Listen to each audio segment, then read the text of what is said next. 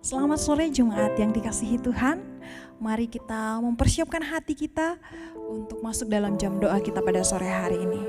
Di dalam Mazmur pasal 96 ayat 4, di sana dikatakan bahwa Tuhan itu maha besar dan terpuji sangat. Dia lebih dahsyat dari segala Allah. Jadi kita adalah orang-orang yang sangat diberkati. Kita menyembah Tuhan yang benar, kita memuji Tuhan yang benar, Tuhan yang menciptakan kita, Tuhan yang membuat segala sesuatunya indah menurut rencananya. Mari kita siapkan hati kita memuji Tuhan. Maha besar Kau Tuhanku.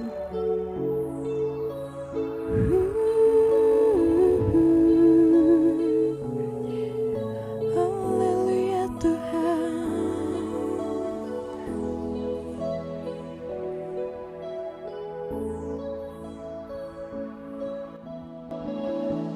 Aku memuji kebesaran-Mu.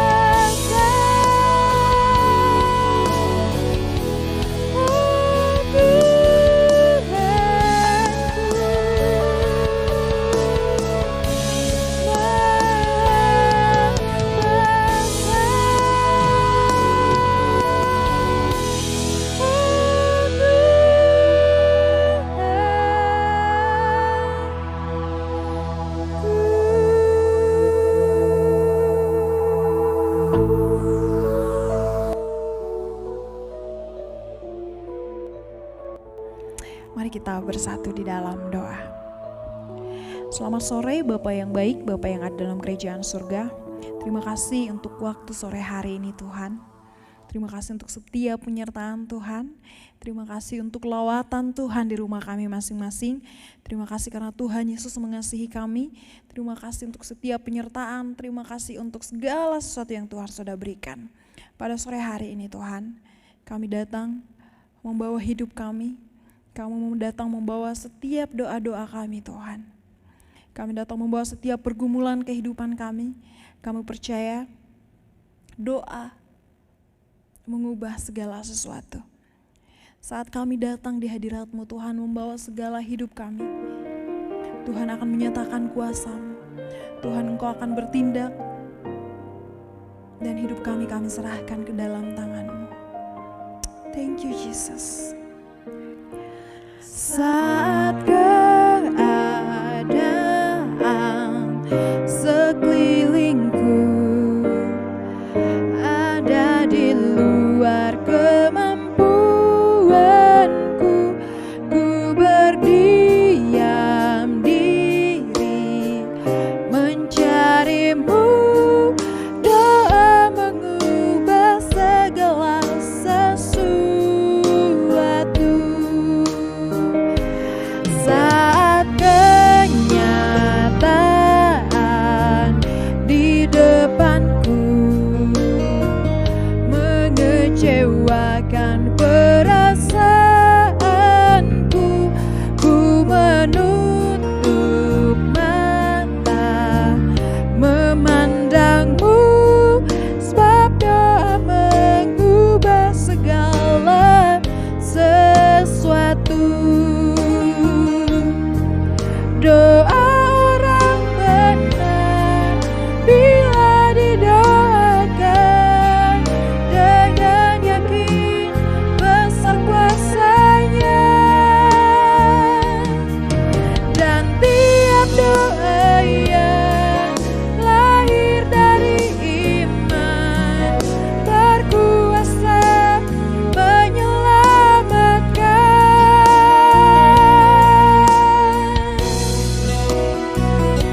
Seperti mata air di tangan-Mu, mengalir kemanapun Kau mau. Tiada yang mustahil di mata-Mu. Doa mengubah segala sesuatu.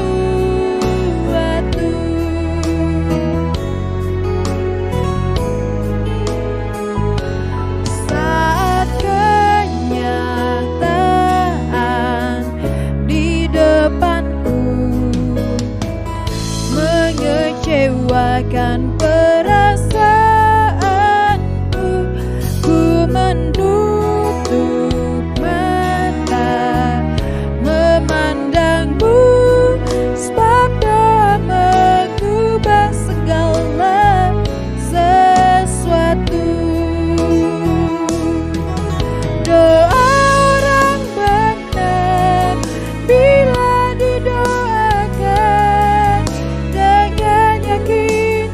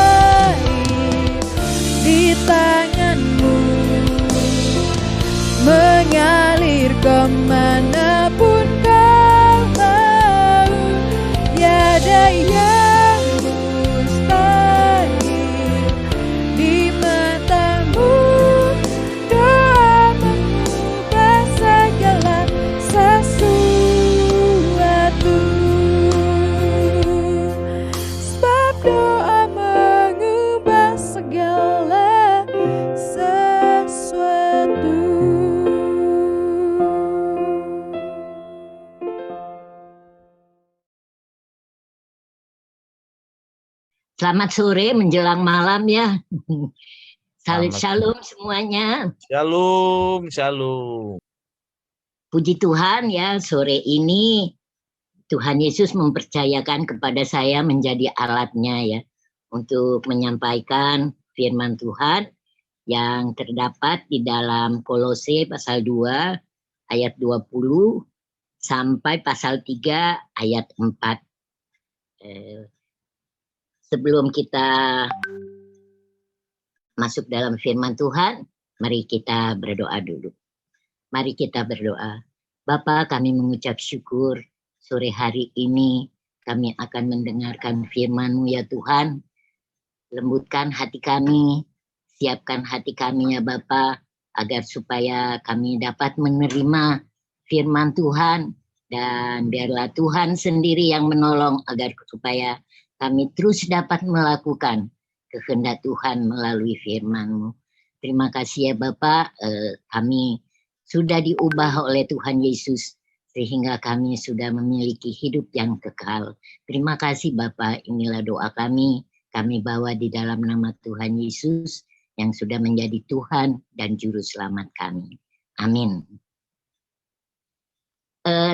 Surat dari Rasul Paulus ini ditujukan untuk jemaat Kolose ya. Di dalam Kolose pasal 1 ayat 2a dikatakan kepada saudara-saudara yang kudus dan yang percaya dalam Kristus. Ya berarti ini juga berlaku bagi kita. Karena kita juga sekarang hidup kita seperti ini karena kita juga sudah diubah oleh Kristus, sehingga kita yakin dan percaya bahwa Tuhan Yesus adalah Tuhan dan Juru Selamat kita.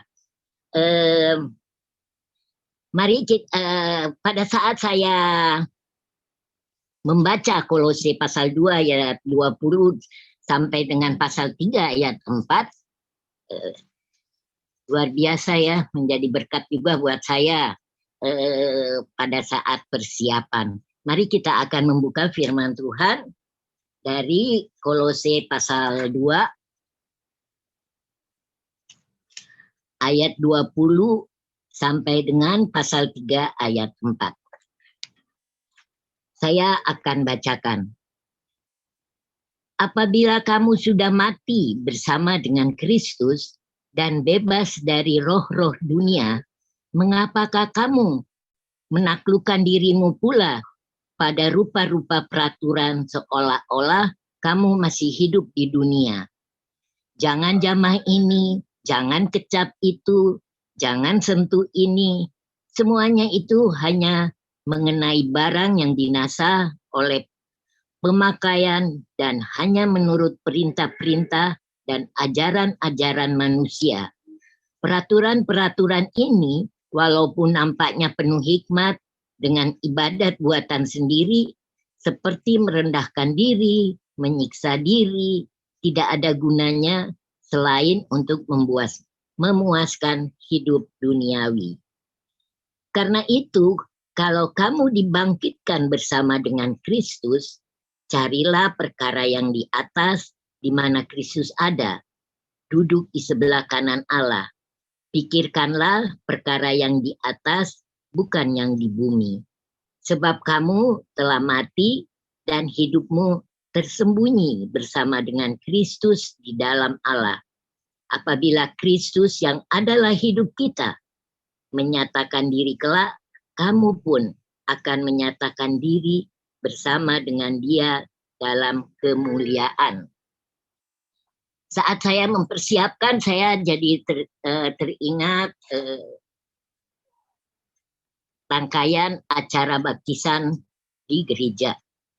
Ya. Karena acara baptisan ini, rangkaian acara baptisan ini ya sungguh menguatkan iman saya juga. Makanya saya senang mendengar kesaksian-kesaksian daripada calon-calon baptisan. Ini menolong juga membangun iman saya sendiri ya, karena pada saat kita mendengar, ya saya bersyukur kalau saya sudah diubah oleh Kristus, sehingga saya yang seharusnya menuju ke maut yang kekal diubah oleh Tuhan Yesus menuju ke hidup yang kekal. Ya, jadi saya bersyukur saat ada rangkaian acara baptisan. Saya juga bersyukur ada jiwa-jiwa ya yang merespon panggilan Tuhan karena berita Injil. Saya juga bersyukur karena dengan kesaksian-kesaksian ya mengingatkan saya juga dulu orang yang berdosa, tapi karena kasih Kristus saya juga diselamatkan. Yesus rela mati untuk menebus dosa-dosa saya di kayu salib. Ya, puji Tuhan. Kemudian saya juga bersyukur diingatkan bahwa masih banyak jiwa-jiwa yang belum diubahkan oleh Tuhan sehingga mereka belum menikmati kasih Tuhan yang luar biasa. Kami kalau berkunjung ya ke Usinda, kalau kami saling bercerita, kami juga bilang, iya ya luar biasa. Kalau kita nggak percaya Tuhan Yesus, mungkin kita tidak jadi seperti ini. Mungkin kita ada di mana, kita mungkin kemana gitu. Tapi puji Tuhan ya, Tuhan Yesus memilih kita sehingga kita mempunyai kehidupan yang penuh sukacita, penuh damai ya, meskipun kehidupan terutama saat-saat pandemi ya, kita juga nggak bisa kemana-mana, bahkan sampai sekarang juga masih ada usinda-usinda yang masih dilarang oleh anak mereka untuk jalan-jalan bersama-sama ya, padahal itu juga membuat kita juga penuh sukacita, mengagumi ciptaan Tuhan, banyak yang luar biasa. Nah, bacaan kita pada hari ini saya membagi 3 ya. Yang pertama yaitu diikat ya, kita meskipun sudah menerima Tuhan Yesus, yang pertama kita masih diikat. Kalau kita baca yang Kolose 2 ayat 20 sampai 23a dikatakan bahwa apabila kamu telah mati bersama-sama dengan Kristus dan bebas dari roh-roh dunia, mengapakah kamu menaklukkan dirimu pada rupa-rupa peraturan seolah-olah kamu masih hidup di dunia? Jangan jamah ini, jangan kecap itu, jangan sentuh ini. Semuanya itu hanya mengenai barang yang binasa oleh pemakaian dan hanya menurut perintah-perintah dan ajaran-ajaran manusia. Kita kadang tidak sadar ya bahwa di dalam kehidupan kita masih terikat ya oleh hal-hal roh karena kebiasaan, karena aturan dari nenek moyang yang sudah turun-temurun, dan juga mungkin karena budaya. Saya ingin memberi kesaksian ya, kehidupan di Sulawesi Utara ya, di Manado khususnya, kita tahu ya bahwa Sulawesi Utara itu mayoritas orang Kristen. Bahkan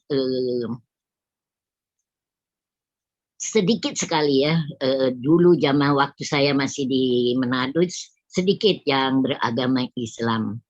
Tetapi kami ya masih banyak orang Kristen yang terikat. Ya. Casingnya aja ibadah. Tetapi di dalam ibadah itu ya tetap masih ada apa ya, membawa apa ya, ya seperti kalau ada kedukaan ya, kalau ada kedukaan contohnya. Di sana masih ada ibadah 3 malam, ibadah 40 malam, ibadah 100 hari, ibadah 1 tahun. Nah, tiap peringatan itu pasti ada ibadah. Pasti ada ibadah. Tetapi di dalam ibadah masih banyak yang memberi penyembah kepada roh-roh. Jadi menurut mereka, oh ini kan makanan kesenangannya. Jadi sebelum orang lain makan, masakan itu sudah disisihkan di satu tempat dan itu suka ditaruh di atas lemari gitu ya, supaya nanti rohnya senang kalau datang bisa menikmati makanan itu.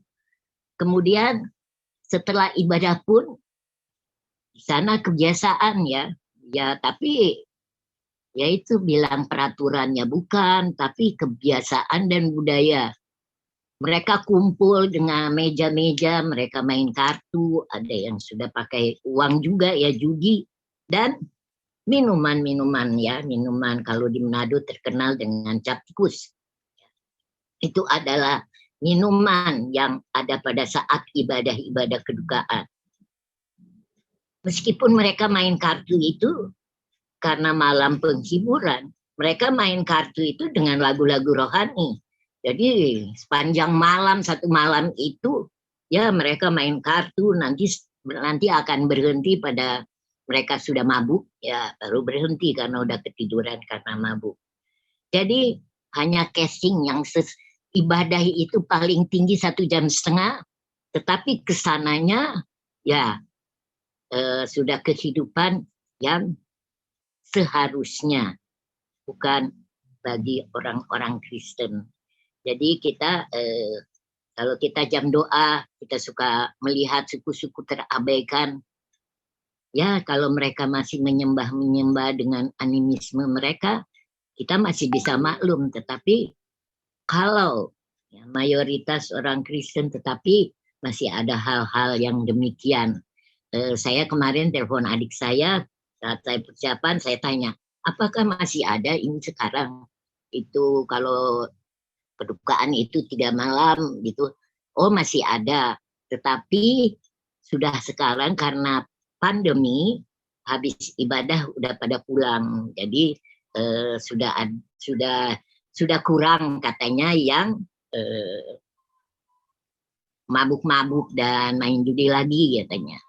Ya saya dalam hati ya bersyukur juga ya memang rencana Tuhan itu kadang-kadang kalau kita hanya melihat sepintas, aduh menyedihkan, menakutkan, menggentarkan.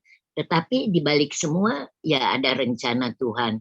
Jadi adik saya bilang kalau sekarang biasanya tinggal yang di desa-desa yang masih memakai yang mabuk-mabuk itu. Tapi kalau di kota sendiri sudah jarang katanya, sudah ya hanya ibadah, habis ibadah pada pulang. Ya puji Tuhan ya. Nah itu kita kadang-kadang masih terikat karena apa? Aduh, soalnya nggak enak gitu ya, menghargai gitu ya. Kita sendiri nggak berani protes, ya. Meskipun di rumah sendiri, tapi kalau orang yang lebih tua dari kita yang berbuat itu bawa penyembahan taruh di lemari, kita nggak bisa protes karena kita menghargai orang tua. Jadi kita kadang-kadang masih terikat oleh hal-hal itu.